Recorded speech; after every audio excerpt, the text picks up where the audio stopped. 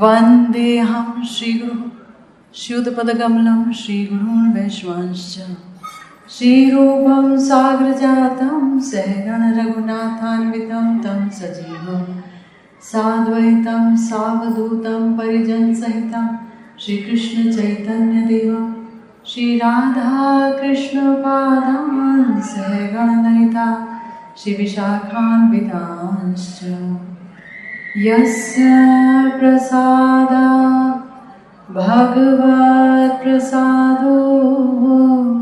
यस्या प्रसादानगतिः कुतोऽपि ध्यायामस्तु वंस्तस्य यशस्त्रिसन्ध्यां वन्दे गुरुः श्रीचरणारविन्दम् नमो महावदान्याय कृष्णप्रेमप्रदायते कृष्णाय कृष्णचैतन्य नाम्ने गौरविषे नमः।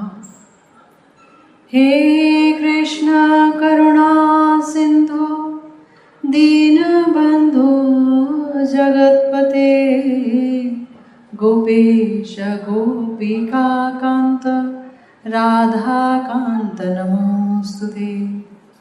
तप्त काञ्चन गौरांगी राधे वृन्दावनेश्वरी वृषभानुसुते देवी त्वं नमामि हरिप्रिये।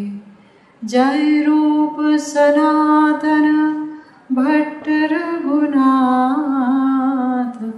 श्रीजीव गोपाल भट्ट दास रघुनाथ এই জয় গোসাইয়ের করি চরণ বন্দন যাহা হইতে বিঘ্ন নাশ অভীষ্ট পূরণ বাঞ্ছা কল্পতরুভ্যশ্চ কৃপা সিন্ধুভ্যেব চ পতিতানাং পাবনেভ্यो वैष्णवेभ्यो नमो नमः। जय जय श्री राधे श्याम। आप सब लोगों का श्री गिरिराज जी की तलहटी में बहुत बहुत स्वागत है। गिरिराज धरण की जय, गिरिराज धरण की जय, गिरिराज धरण की जय। गिरिराज जी जिनको श्रीमद् भागवत में हरिदास वर्य कहा गया है, सबसे बड़े भगवान के सेवक, स्वयं भगवत स्वरूप श्री कृष्ण स्वरूप, आज श्री गुरुदेव की कृपा से हम लोग गिरिराज जी की तलहटी में बैठकर भागवती कथा का आस्वादन करने जा रहे हैं। आप लोग इतने व्यस्त अपनी व्यस्तता के बावजूद यहाँ आए और आपने मुझे दर्शन देकर कृतार्थ किया, इसके लिए आप सबका बहुत बहुत धन्यवाद। तो आज हम अपने प्यारे गुरुदेव के द्वारा सुंदर उन्होंने एक प्रवचन दिया था, उसी प्रवचन पर चर्चा करेंगे, जहाँ प्यारे गुरुदेव ने कहा, गोलोकेरु प्रेम धन हरि नाम संकीर्तन रति न जन्मिलो कहने ताय संसार विषान ले दीवानिशी हिया जले जुड़ाईते ना कोई नो उपाय। तो हमारे प्यारे श्री नरोत्तम दास ठाकुर महाशय, जिन्होंने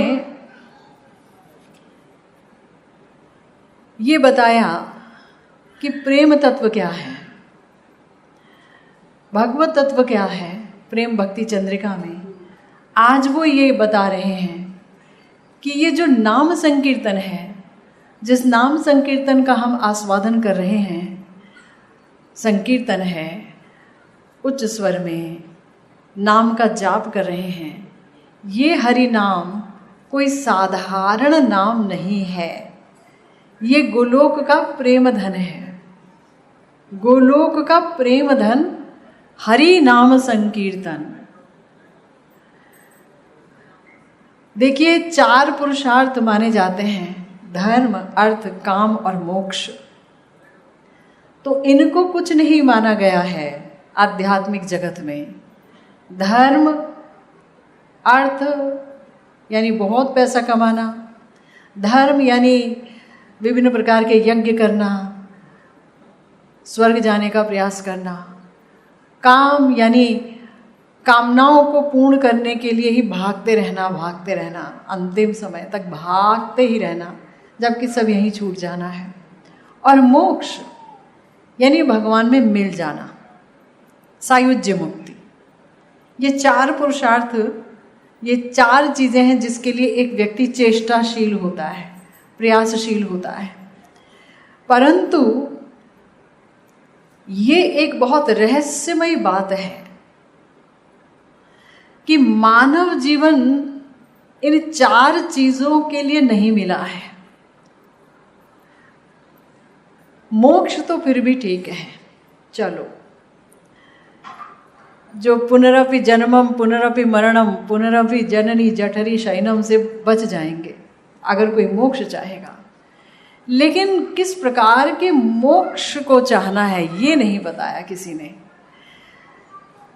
मोक्ष तो या मुक्ति तो बहुत ही तुच्छ मानी गई है वैष्णव जगत में। जिसके हृदय में मुक्ति का भाव रहता है, इसका अर्थ यह है कि उसके हृदय में अभी तुच्छता का भाव है, उसका हृदय अभी शुद्ध नहीं हुआ। तो क्या भाव होना चाहिए? तो जीवेर स्वरूप है कृष्णेर नित्य दास। जीव श्री कृष्ण का ही नित्य दास अनुदास है। और जब तक श्री कृष्ण से प्रेम नहीं करेगा तब तक जीव का जीवत्व सार्थक नहीं होगा।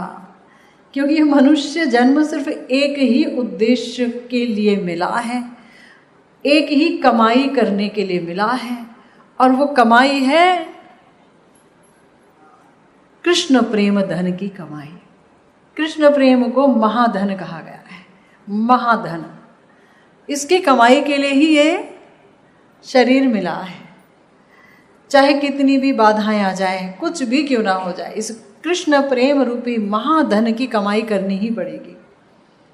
तो प्रेम को कमाना पड़ेगा। अब अगर कोई कहे कि अभी तो आपने कहा कि हरिनाम संकीर्तन जो है वो गोलोक का प्रेम धन है, आप कह रहे हैं कि संकीर्तन करो और प्रेम कमाओ, यानी 2 अलग वस्तु हैं क्या? तो बोल रहे हैं कि जिस प्रकार से ये कहा जाता है कि घी को खाने से आयु बढ़ेगी ही, इसी प्रकार से अगर कोई निरपराध भाव से महामंत्र का जाप करेगा, उच्च स्वर में संकीर्तन करेगा, तो उसके अंदर प्रेम आएगा ही। श्री कृष्ण का ये जो नाम महामंत्र के रूप में है, उसका जाप करने से, संकीर्तन करने से प्रेम आएगा ही, हृदय सरस होगा ही। प्रिया प्रियतम के नाम पर, निताई गौरांग के नाम पर, अपने अपने इष्ट के नाम पर हृदय द्रवित होगा ही। अगर भगवान के नाम पर कोई हृदय द्रवित नहीं होता तो हमारे शास्त्रों में कहा गया वो हृदय लोहे का पिंड है, लोहे का पिंड है, द्रवित नहीं हुआ ठाकुर जी के सामने जाकर। जो आंखें श्री कृष्ण के रूप को, युगल रूप को देखने के लिए तृषित नहीं होती, प्यासी नहीं होती, तो बोला गया कि उस नयन का फिर क्या काम है। उन नयनों पर बिजली गिरे तो भी कोई बात नहीं। ऐसे ही हम संसार में अंधों की तरह ही घूम रहे हैं अगर श्री कृष्ण नाम का प्रकाश नहीं मिला। तो इसलिए गुरुदेव कहते हैं कि गोलोक का प्रेम धन है, प्रेम धन गोलोक की संपत्ति है, और नाम संकीर्तन के द्वार से भूलोक में भगवान की कृपा से साक्षात आकर ये प्रेम स्वयं संचारित होता है। इसके लिए, कृष्ण प्रेम के लिए अलग से कोई प्रयास नहीं करना पड़ता। भगवान का नाम लीजिए और भगवान का नाम लेते लेते ये जो कृष्ण प्रेम है वो हृदय में स्वयं संचारित होता है। प्रेम का अर्थ है प्यार करना। प्रेम का अर्थ क्या है? प्यार करना ना है। लेकिन इस जगत में हम देखते हैं कोई किसी को प्यार करता है, उसे प्रेम नहीं कहा जा सकता। प्यार कहा जा सकता है, प्रीति कह सकते हैं, प्रेम नहीं कह सकते। क्यों नहीं कह सकते? गुरुदेव कहते हैं क्योंकि ये प्रेम भूलोक की वस्तु नहीं है, ये गोलोक की वस्तु है, ये भगवत धाम की वस्तु है ये प्रेम। तो गोलोक का जो ये धन है, ये जो प्रेम है, ये नित्य सिद्ध वस्तु है। लेकिन जब कोई नाम संकीर्तन का आश्रय लेता है तो निरपराधी व्यक्ति के हृदय में ये प्रेम आकर स्वयं आविर्भूत हो जाते हैं। अलग से प्रयास नहीं करना पड़ता। फिर से याद रखिए, मनुष्य जीवन सिर्फ और सिर्फ कृष्ण प्रेम को कमाने के लिए मिला है। ये कोई ऐसी बात नहीं कह दी जिसको सुनकर के व्यक्ति क्रोधित हो जाए। ये महासत्य है। मनुष्य जीवन, बाकी जो देह है, देवताओं की जो देह है वो भोग की देह है, और जो बाकी देह है ये तिर्यक योनि, चिड़िया, पक्षी, और ये वृक्षों की योनि, जलचर, ये सब जो योनि है ये भी भोग के देह है। ये कृष्ण नाम नहीं ले सकते, ये भगवान का नाम नहीं ले सकते। तो कौन ले सकता है भगवान का नाम? हम लोग ले सकते हैं। हमारे पास वो जुबान है, वो बुद्धि दी है भगवान ने, विवेक दिया है, सही गलत को पहचानने का विवेक दिया है, तो हम ले सकते हैं। तो हमारे पास वो ताकत है। इस मनुष्य देह की इच्छा, आश्चर्य की बात है, इस मनुष्य देह की इच्छा देवता लोग करते हैं। जिन देवताओं को मनाने के लिए मनुष्य दौड़ता रहता है, ये मान जाए तो हमें ये मिलेगा, वो मिलेगा, वो मिलेगा, कुछ भी मिलेगा तो भी क्या मिलेगा। तो गुरुदेव कहते हैं कि देखिए, धन इसलिए कहा क्योंकि धन अगर किसी के पास है तो उसका जिस प्रकार भोग होता है और जीवन में आस्वादन होता है, मनुष्य दरिद्र नहीं रहता, दरिद्रता नहीं आ पाती है धनी व्यक्ति के पास। इसी प्रकार से प्रेम में है हजार करोड़ असीम गुना आह्लादनी शक्ति भगवान की। ठाकुर जी की आह्लादनी शक्ति है, आनंदनी शक्ति है। जिस आनंद को हम पैसा कमा के ढूंढते हैं, जिस आनंद को संसार का भोग करके ढूंढते हैं फिर भी नहीं मिलता, आश्चर्यचकित हो जाते हैं। वो जो आनंद है वो सच मानिए, यकीन मानिए, विश्वास कीजिए, अनुभव की बात है, वो आनंद युगल प्रेम में है, युगल प्रेम में है। प्रेम का एक अभूतपूर्व आस्वादन है। प्रेम लेकर ही भगवान के माधुर्य का आस्वादन किया जा सकता है। पंचम पुरुषार्थ ए प्रेम महाधन, कृष्णेर माधुर्य रस कराए आस्वादन। देखिए, हम माधुर्य को ढूंढते हैं एक दूसरे में, इसमें उसमें, यहाँ मधुरता मिलेगी, यहाँ माधुर्य है। नहीं नहीं, आत्मा की जो प्यास है वो नहीं मिटेगी। शरीर और इंद्रियों की प्यास कुछ मिट गई तो फिर से जलेगी, लेकिन आत्मा की प्यास नहीं मिटेगी। वो तो कृष्ण माधुर्य को प्राप्त करके ही संतुष्ट होगा। ये मेरी खुराक है, शरीर की खुराक अलग है, मेरी खुराक अलग है।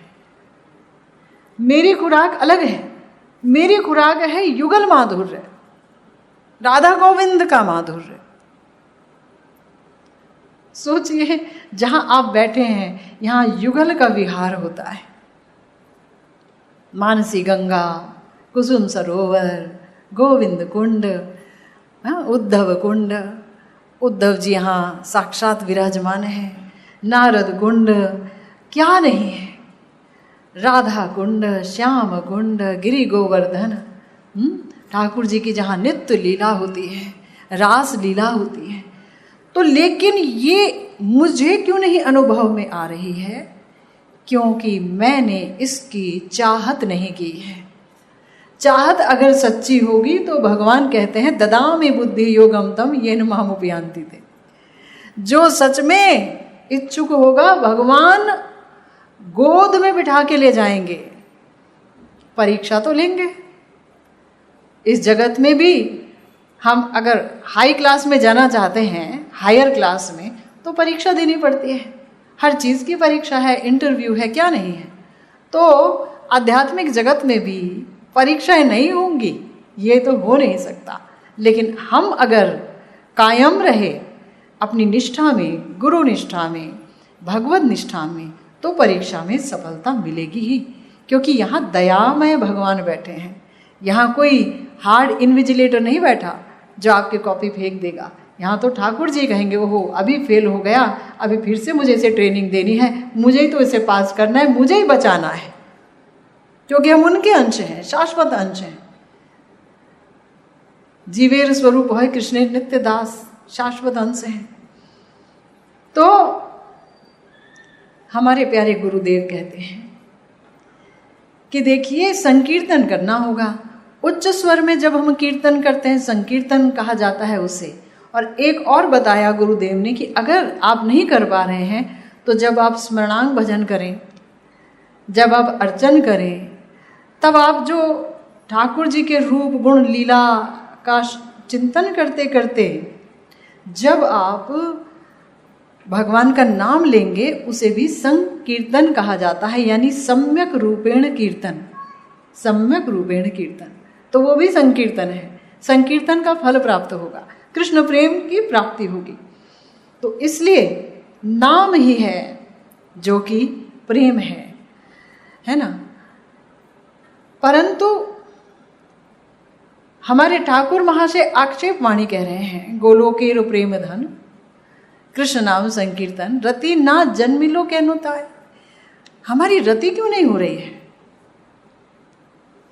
मतलब हम क्यों 4 माला, 2 माला, 1 माला, एक भी नहीं हो पा रही है। लोगों से बातचीत में तो हम घंटों लगा रहे हैं, लेकिन भगवान का नाम लेने में कोई इच्छा नहीं हो रही है।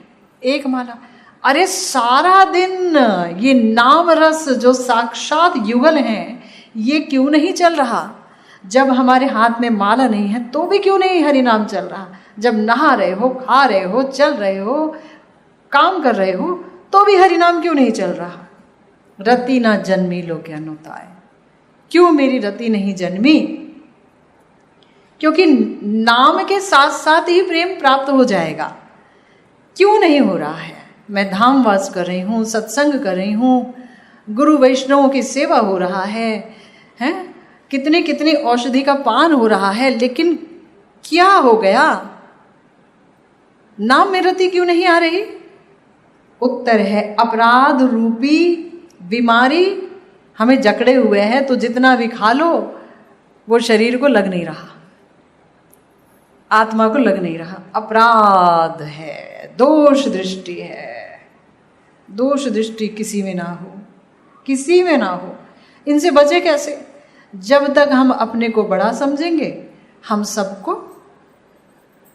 कहेंगे ये कपटी है, वो कपटी है, ये है, वो है। आपके यहाँ सब कपटी कपटी भरे हैं। अरे जिसने तिलक लगा दिया उसका भी कपट नहीं है। वेश का इतना बड़ा महात्म्य है, तो जिसके हाथ में हरि नाम वो कैसे कपटी हो सकता है? सोचिए। तो हमारे प्यारे गुरुदेव कह रहे हैं कि इतनी औषधि खा के भी अपराध रूपी व्याधि क्यों नहीं जा रही है? क्यों नहीं जा रही है? वो बोल रहे हैं कि देखिए हमारे प्रेमानंद ठाकुर हैं एक महान आचार्य, वो भी यही पूछ रहे हैं, जिहवार बरसे जे हरिनामे ते प्रेमे ते भाषाए तनु, से नाम लइए आर्द न होली लोहार पिंड जनु। कह रहे हैं कि जीव का परश, जीव का स्पर्श जैसे ही हरिनाम रूपी अमृत पे पड़ा, तुरंत ही प्रेम आ जाना चाहिए। प्रेम के लक्षण क्या हैं? कंप, आंसू, पुलक, घर्म, ये प्रेम के लक्षण हैं। क्या ऐसा हो रहा है? नहीं, आर्द्रता नहीं आई, लोहे के पिंड जैसा हो गया मन को, कह रहे हैं। तो बोले कि समस्या ये है कि हम कुपथ्य नहीं छोड़ पा रहे हैं। अगर हम औषधि खा रहे हैं, कोई बीमारी हो गई, डॉक्टर के पास गए, डॉक्टर ने कहा कि तुम मीठा नहीं खा सकते, तुम खट्टा नहीं खा सकते, तुम मिर्ची नहीं खा सकते, लेकिन मैं वो सब खा रही हूँ और कह रही हूँ दवाई तो काम ही नहीं कर रही। सब तो खा रहे हैं पर दवाई काम नहीं कर रही, प्रेम नहीं मिला, दोष दृष्टि मिल गई बंदे में, प्रेम मिला नहीं। तो इसीलिए हमारे आचार्य कह रहे हैं, भाविया देखो ना औषधे की करे कुपत्य छाड़ते नारो, कुपत्य थाकले रोग ना सारी बे अरुचि बाड़ी बे आरो।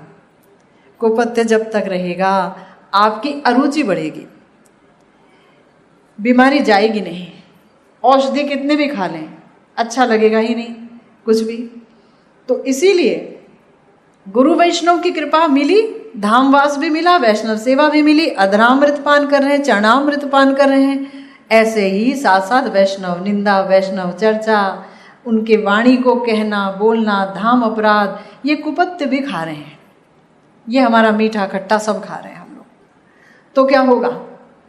तो फल नहीं मिलेगा। चिकित्सक औषधि देगा, ठीक है, और वो कहेगा कड़वा मत खाओ, खट्टा मत खाओ, पर मैं तो बचूंगा नहीं इसके बिना, मेरे को तो कड़वा भी खाना है, खट्टा भी खाना है, मुझे सब खाना है, तो वरना मुझे रुचि नहीं आती। तो फिर चिकित्सक की औषधि क्या करेगी? गोलोक का प्रेमामृत, प्रेम धाम, हरि नाम क्या करेंगे?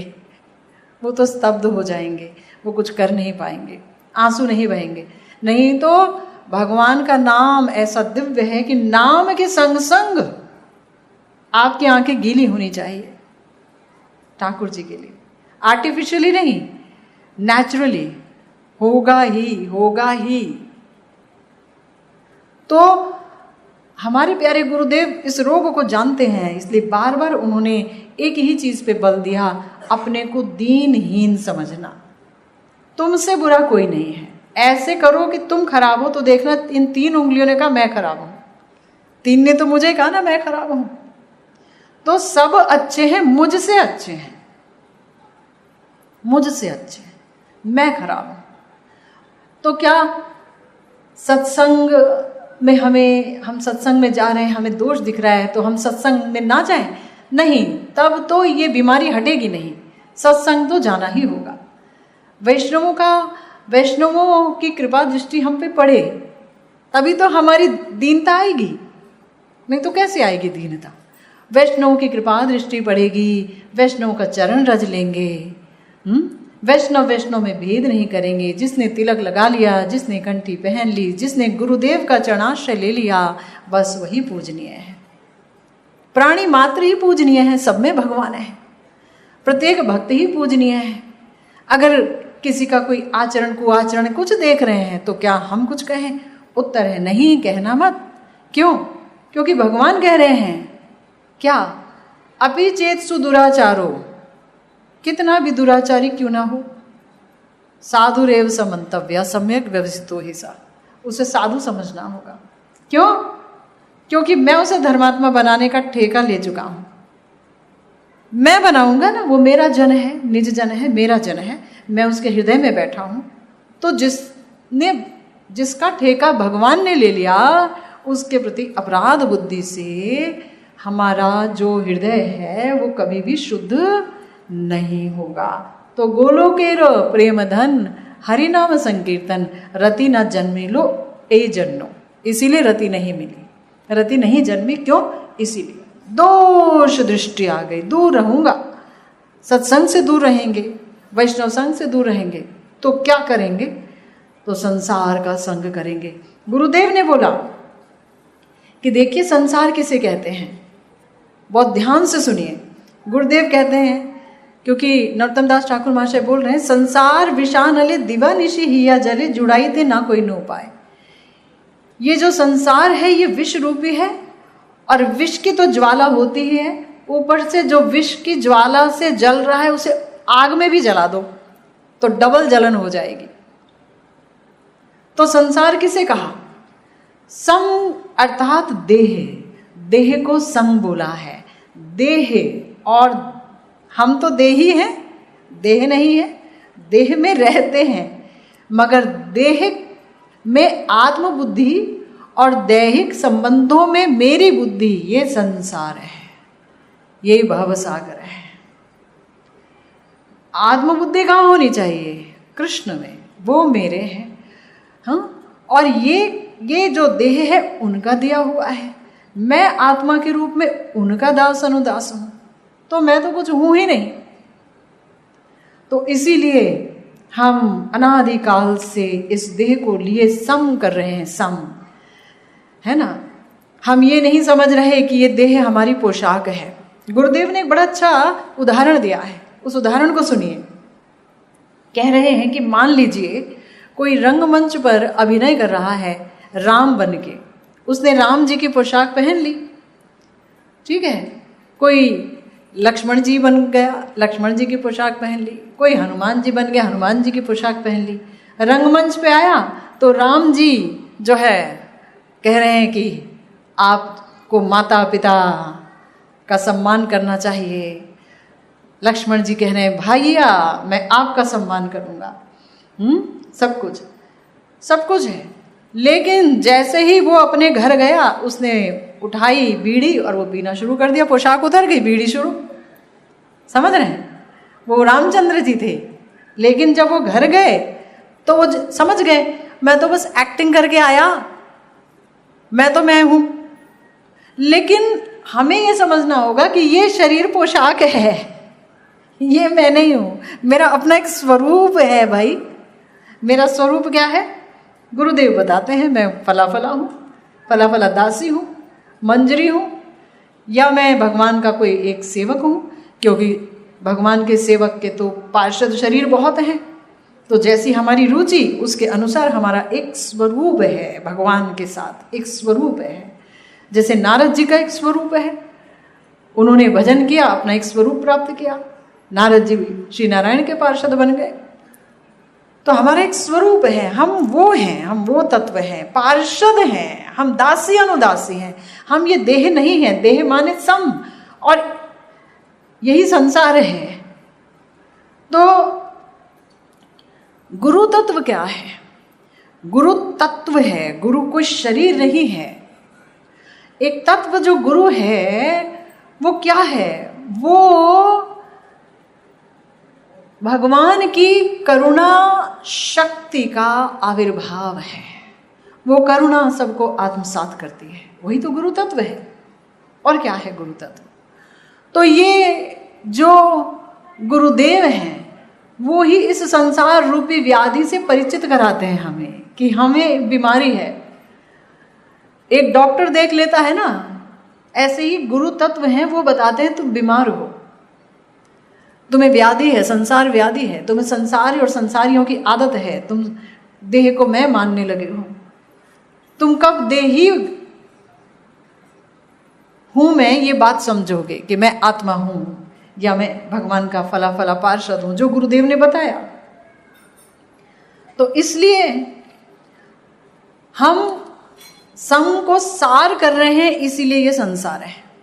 सम को हमने सार कर लिया, देह को सार कर लिया। ठाकुर महाशय बोल रहे हैं संसार विषानल, ये संसार विषानल है। हमारे आचार्य कहते हैं देहे ना करी हो आस्था, मरिले से यम शास्ता। बहुत ध्यान से सुनो, अभी मजा हो रहा है, देह पाके गप्पे हंक रही हैं, इधर उधर जा रहे हैं, लेकिन जब ये देह जाएगी तो मेरा क्या होगा? मैं तो देह नहीं हूं। जैसे ही ये देह जाएगी वैसे ही यमराज यम आके मुझे पकड़ लेगा। इस देह से जैसे ही देही जाएगी, अगर उसने अपना भजन नहीं किया तो भजन के बिना, भक्ति के बिना इस देही को पकड़ लेगी, यमराज पकड़ लेगा, नरक ले जाएगा, नरक ले जाएगा। हमारे जो कर्म है वो कभी खंडित नहीं होते, लेकिन भजन से कर्म, प्रारब्ध, संचित कर्म सब समाप्त हो जाते हैं। जब मैंने देह को मैं माना ही नहीं और अपने स्वरूप में अविष्ट रही और सब समय जो कुछ किया स्वरूप में बैठ के किया, ठाकुर जी के लिए, प्रिया प्रियतम के लिए, तो कर्म नहीं बना। मैंने भी खाया, मैं भी जा रही हूँ, मैं भी बातें कर रही हूँ, लेकिन मेरा कर्म नहीं बनेगा। क्यों? क्योंकि मैं स्वरूप में कार्य कर रही हूँ। कोई देह में काम कर रहा है, देह अभिमान से, तो उसका संसार बन गया, अब वो संसार सागर में घिरा हुआ है। तो ये जो हमें देह रूपी नौका मिली है, तो तरह तरह की नौकाएं हैं। जैसे कि ये आपकी पशु की देह, ये एक नौका है, पर ये नौका है क्या? ये ऐसी नौका है कि जो जाएगी सागर में तो डूब जाएगी। तो सबसे बेस्ट नौका दिया है भगवान ने, जहाज। ये दिया है मानव देह, निर्देहम आद्यम, ये मानव देह, प्लवम सुकल्पम गुरु कर्णधारम।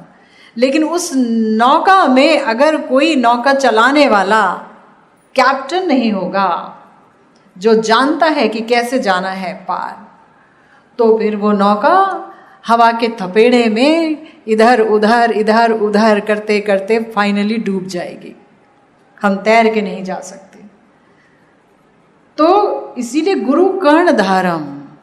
और जब हमें एक कैप्टन मिल जाएगा जिसके अनुगत्य में हम भजन करेंगे, तो बड़ी विचित्र बात है, भगवान कहते हैं तब वो भव सागर ही नहीं रहेगा, नैया चलेगी कहाँ? फिर तो आप पार हो ही गए, सागर ही सूख जाएगा, सागर पार करने की नौबत नहीं आएगी, ऐसा गुरुदेव कहते हैं।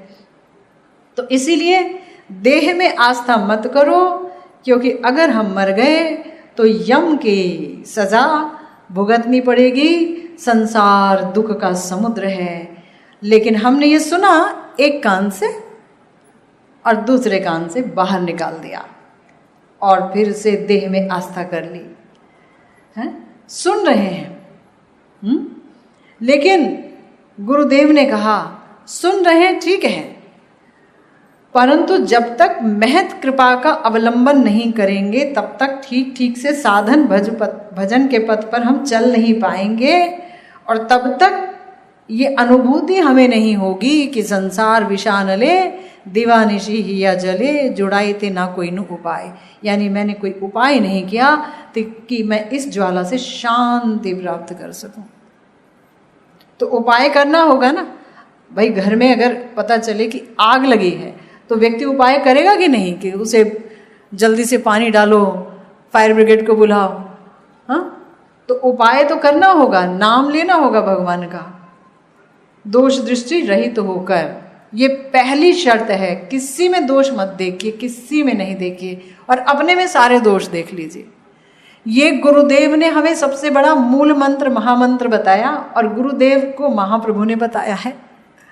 महाप्रभु ने कहा है ना कि सारे गुण होकर के, किसी में सारे गुण हैं तो भी वो अपने को नीच ही समझे, अपने गुण खुद ना गिने। तो क्या गिने? भिखारी बन जाओ, समस्त कृपा आप पर आएगी, सब लोगों की कृपा।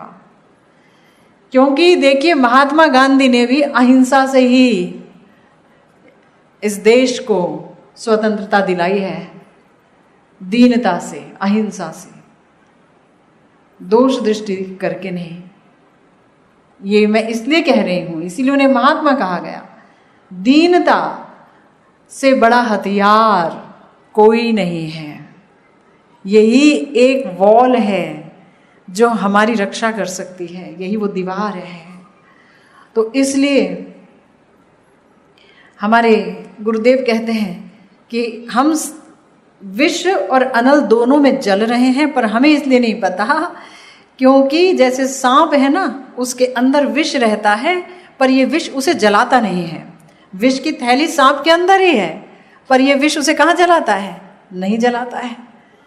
लेकिन किसी व्यक्ति को वो सांप दंशन कर ले तो वो व्यक्ति जो है छटपट करने लगता है, उसे जलाता है।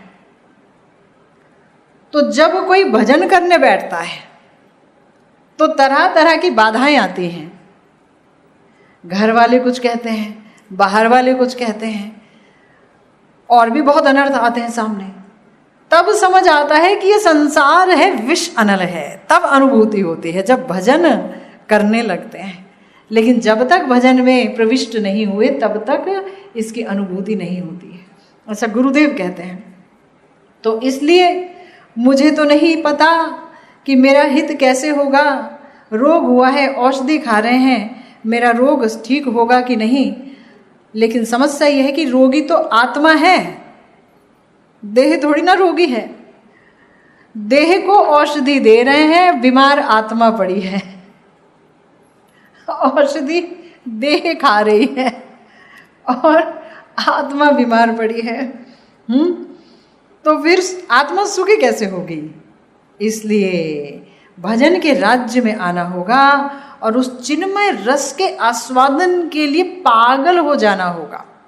उत्कंठा होनी होगी हृदय में, तो मिलेगा ना, वो मिलेगा। भगवान यही तो प्रतीक्षा करते हैं कि ये पाना क्या चाहते हैं, मैं देखूं। तो कई बार ये होता है हम हरि नाम तो ले रहे हैं पर संसार की चिंता कर रहे हैं, तो वो हरि नाम सांसारिक वस्तुओं को प्रदान कर देंगे। साधु सावधान, हरि नाम सांसारिक वस्तुओं को प्रदान कर देंगे। क्योंकि क्या है? नाम चिंतामणि रूपम, और नाम है परमागति। नाम से परम गति भी मिलेगी और नाम चिंतामणि स्वरूप भी है। तो जब वो नाम हमें सांसारिक वस्तुओं को प्रदान कर देंगे, मैं तो भगवत प्राप्ति करना चाह रही थी, नहीं, पर आप भजन करते करते संसार का सोच रहे थे, भगवान का चिंतन नहीं कर रहे थे, तो भगवत प्राप्ति नहीं होगी। तो इसीलिए आत्मा अविनाशी है, उसका विनाश नहीं, देह का विनाश है, आत्मा का रोग है ये देह आवेश। इस देह आवेश से बचने के लिए हमको किसी भी तरीके से श्री गुरुदेव के अनुगत्य में रहकर भजन करना होगा, हरिनाम लेना होगा। और तब जब हम निरपराध रूप से हरिनाम लेंगे तो हमें जो प्रेम मिलेगा, तो उस प्रेम का लक्षण मैं आपको बताऊं, प्रेम का एक ही लक्षण है और वो है, वो प्रेम मिलेगा तो दीनता बढ़ेगी।